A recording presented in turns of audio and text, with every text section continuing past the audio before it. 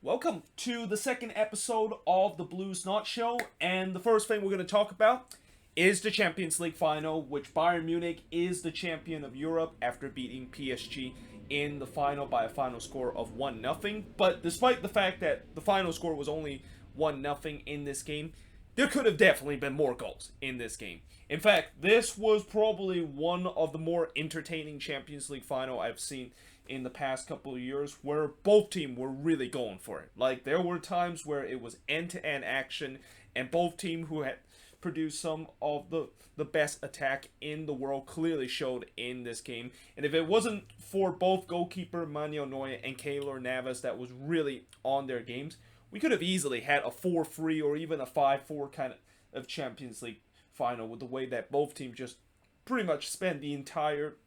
game relentlessly going forward on the attack. But in the end, Bayern Munich was able to get that crucial goal from Kingsley Coman about a couple of minutes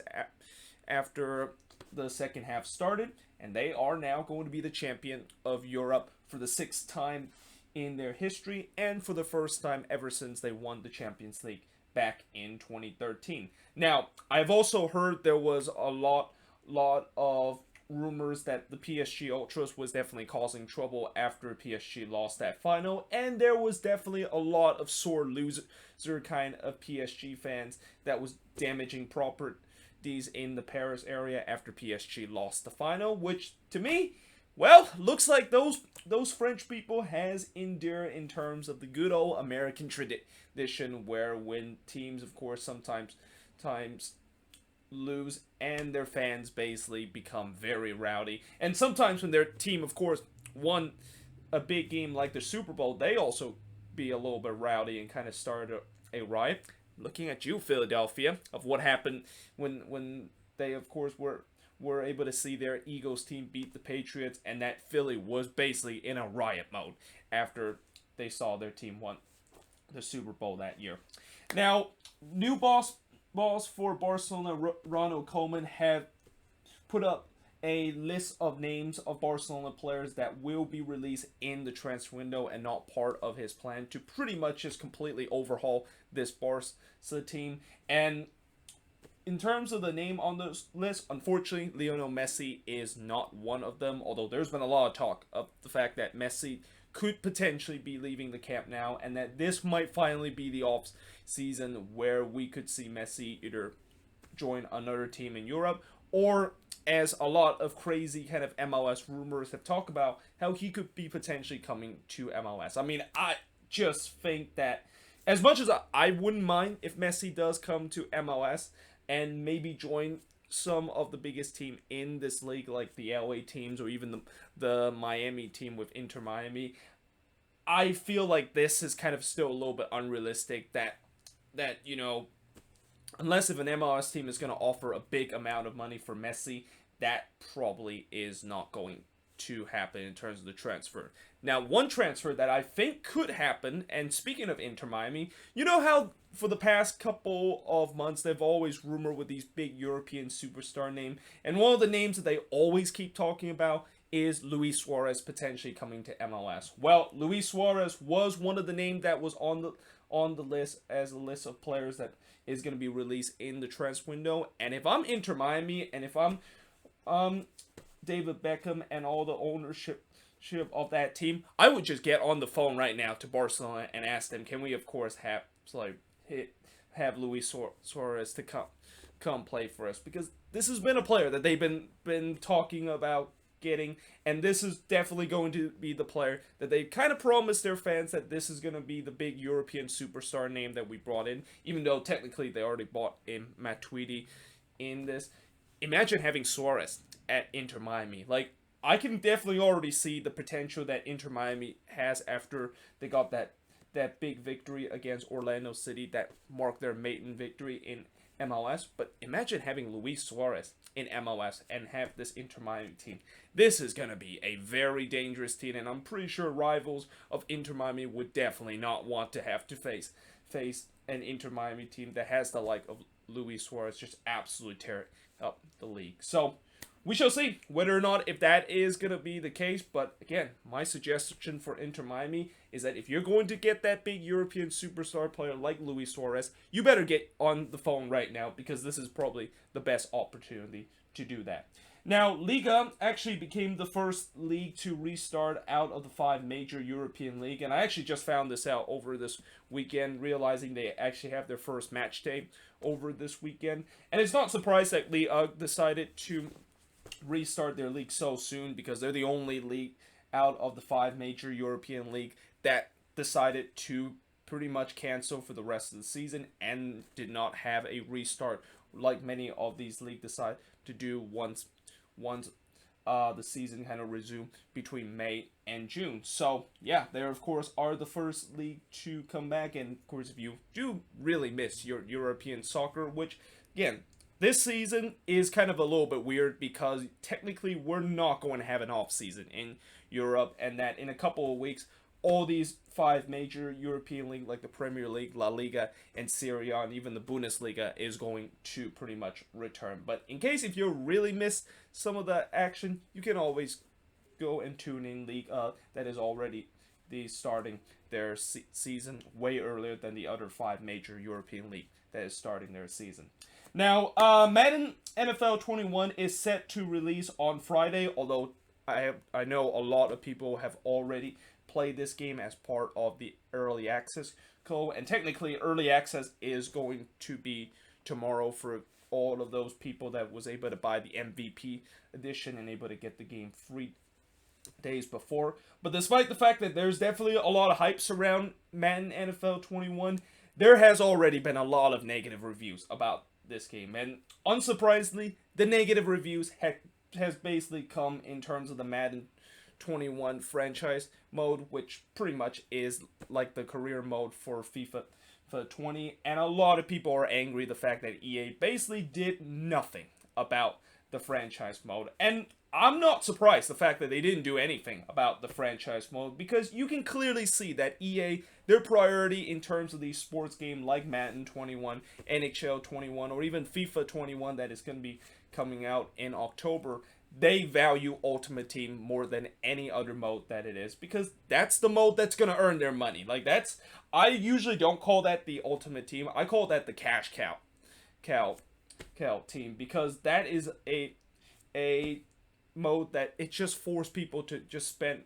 lucrative amount of money to just get these packs that are most of the times very useless, and that is of course where the profit of course come. And although it's definitely a good business model of the fact that EA want to earn money, it definitely does hurt in terms of the loyalty of long time fan of these sports video game, and that it's so frustrated the fact that these traditional mode, and before Ultimate Team was introduced a couple of years ago, these modes used to be some of the best mode, and really the reason why we play these sports games like Madden 21 and FIFA 21 that's coming out in October. But unfortunately, it doesn't seem like there is going to be any update. EA even kind of sent an apology video to a lot of these die-hard Madden fans, and they promised that they are going to eventually make some improvement in the future, although I'm pretty sure that's a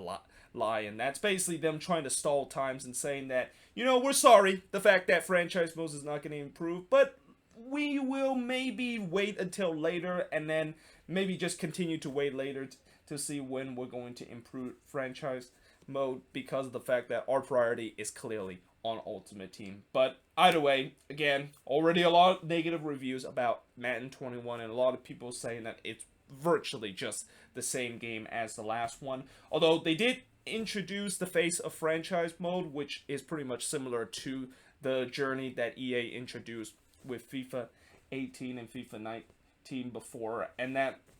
I have seen a couple of playthrough of the Face of the Franchise mode, and the story itself, you know, it's not terrible, but at the same time, it's definitely not perfect in the way that they of course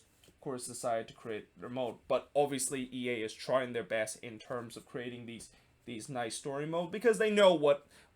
2K is doing with their sports game and how they have their interactive kind of story mode. Obviously, NBA 2K is the gold standards in terms of these kind of story modes of how these players, of course, can get interviewed with the media or talk to their teammates or do kind of a lot of interactive stuff that players usually do when they are playing for a team and during their careers. So yeah, so far, I think they're trying their best in terms of creating a very good story mode and kind of compete with what 2K is doing with their story mode, but they definitely still have a long way to go if they want to keep up to the gold standard that 2K has been doing with some of their story mode. There's also been leak image and information about the new iPhone 12 that is going to be coming out soon. They said that there is rumor that this phone would be introduced in October. And the price, yeah, it is going to be, once again, the most expensive iPhone that it has ever produced. And that, depending on how many storage that you're going to get on your new iPhone 12 or what model you're going to get for your new iPhone, it could cost you an upwards about $1.5K, and it costs $1,500. And when I see those kind of prices, for a fact that I'm not gonna update my new iPhone. Like my iPhone that I have, which is an iPhone 10, I just got that one from last year, and I kind of got it off of a bit of a discount price because it literally was just months before when the iPhone 11 was released. And usually when you have kind of a model that's been released for a very long time and they're about to introduce a new one, prices are going to be dropped. But so far my iPhone 10 has still worked perfectly, and unless if my iPhone started to kind of become a little bit wonky, just like what happened with my 6 Plus, where it kind of did start to get a little bit slow and the battery life kind of started to die out. Although the battery life, I think the issue of that is because Apple have already been going through a couple of lawsuits talking about how some of their old iPhone battery kind of model has been kind of a little bit a little bit, I'm not sure should I say deflected, but more kind of like there's been some problems with those old battery mode, and that there's already kind of like a claim where you can get like $25 if you of course kind of include in this lawsuit to kind of sue iPhone, or not iPhone, but sue Apple in terms of the fact that your battery was kind of a little bit defective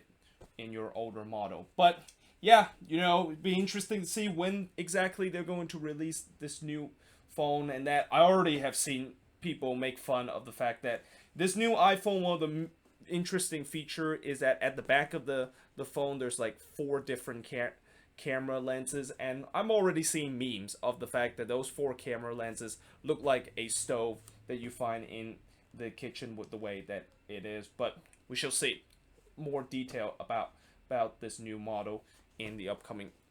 months. Now there's already at least 5 people that report dead in the statewide wildfire in California, and by the way, the air quality have just got back to pretty much the same level as it was last week, where it was a little bit unhealthy, and that's mainly because there has been, once again, more wildfire that has been happening throughout the entire state. The closest one is actually just east of San Jose, and that there's a lot of fires that has been burning the hills because of the fact that we've been getting a lot of lightning strike, and that has really triggered some of these wildfires. But hopefully, they of course will control the wildfire, and the fact that unfortunately we are right at the mix of the fact that these wildfire is going to get the strongest during this time. But let's just hope we can of course ride it out, and things hopefully will improve as we get closer to the end of the wildfire season. Now, finally, in terms of the last thing I'm going to talk about in the Bluesnod Show is kind of give you a standings in terms of the playoffs in MLB, and I'll basically take a look at how each team, well, not really how each team, but in terms of just contenders and where exactly they are in the playoffs spot if the season, of course, ended today. Now, in the AL East, surprisingly, it's actually the Tampa Bay Rays that is actually in first place with a record of 19-10, while the Yankees currently have a record of 16-9. The Yankees, for a very long time, were the top team in the AL East, and they weren't even close in terms of being the top team. Like, they had a huge gap over the second place team, the Rays, but the Rays since have been kind of gone on a very good run, and they have actually overtaken the Yankees, although the Yankees, as I said in the last Bluesnod Show, they are not currently playing right now because of the fact that the Subway Series was canceled since the Mets had some COVID-19 issue and that there were a player that was tested positive for that. Now, in the AL Central, you got the Minnesota Twins with a record of 19-10, and then you got the Cleveland Indians, who is not far behind them with a record of 17-11. In the AL West, it's kind of a little bit more spread out. You got the A's currently have a record of 20-9. My friend is basically just talking smack nonstop about the fact that how his A's team has just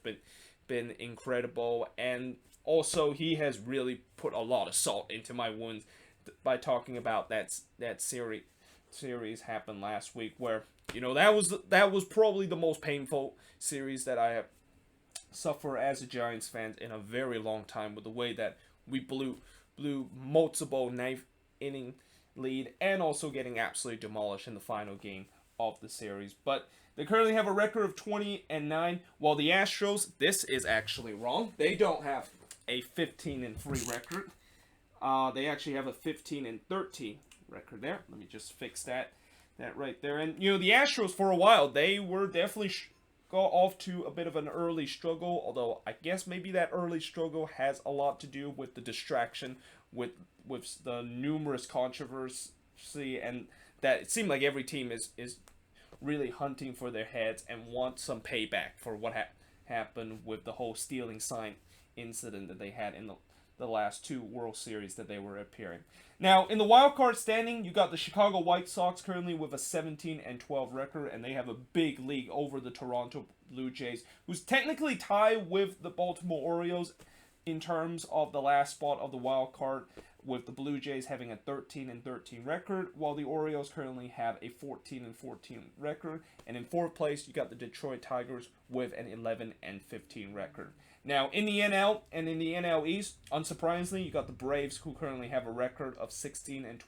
The Marlins, for a very long time, were actually at the top of the standings, but you kind of also start to feel like, yeah, that kind of success that the Marlins had early is probably not going to continue, because remember, the Marlins, I know from the first couple of games, they have been playing some very easy opponent, and that it seemed like now when they do actually play against real teams, they're starting to kind of getting fined out, and that now the record is 11-11, and they're actually 4-10 ever since they got off to that 7-1 start to start the season. And obviously the Marlins, like a couple of teams this season in MLB, they are still trying to make up games because of the fact that some of the games that they weren't able to play is because they were one of those teams that have players that got tested positive for COVID-19. Now, in the NL Central, speaking of which, the St. Louis Cardinals currently have a record of 9-8, and in second place, they're another team that for a very long time they weren't actually playing, and they were kind of being barred from playing baseball for 2 weeks because of numerous players got tested positive for COVID-19. While in first place, you got the Chicago Cubs with a record of 17-10. In the NL West, unsurprisingly, you got the Dodgers, who currently have the best record in baseball at 22-8. The Dodgers actually got off to a bit of a slow start this season, but they have really find their stride, and unfortunately look like a team that is trying to finally get the job done and probably get to the promised land again in the World Series with a record of 22-8. While the San Diego Padres, a lot of people talking about how when they got off to that hot start, can they continue to maintain that hot start and keep toe-to-toe with the Dodgers in the NL West? And the answer to that question is yes. I mean, they currently have a record of 18-12, and although they kind of had a little bit of a rough patch for the past couple of weeks, they got a big series sweep against the Astros over the weekend to improve their record to 18-12, although they're still a bit ways in terms of trying to chase down the Dodgers in terms of getting that top spot in the NL West. And unfortunately, I feel like once again, the Dodgers are going to win the NL West. I mean, as much as I know everybody in the NL West, and not just Giants fan, but I know Padres, D-backs, and Rockies fan must be tired of the fact that the Dodgers are going to win the NL West again. I really hope this year somebody out of the NL West, or even somebody in the Central and the East, can once again hang a bit of a humiliation on the Dodgers. Because as much as I know the Dodgers want to finally get it done and want to finally win their first World Series since the 80s, they're definitely not a very likable team with the way that they just spend reckless amount of money to get to that point. And when you spend reckless amount of money to get to that point, and especially the fact that you, years after years, you have always get the best record in baseball, there's definitely going to be some hatred towards that. So hopefully, this is, of course, is going to be the case once again. Now, in terms of the wild card standings, you're not going to believe this, but the San Francisco Giants are actually in first place of the wild card standings at 14-16. And remember how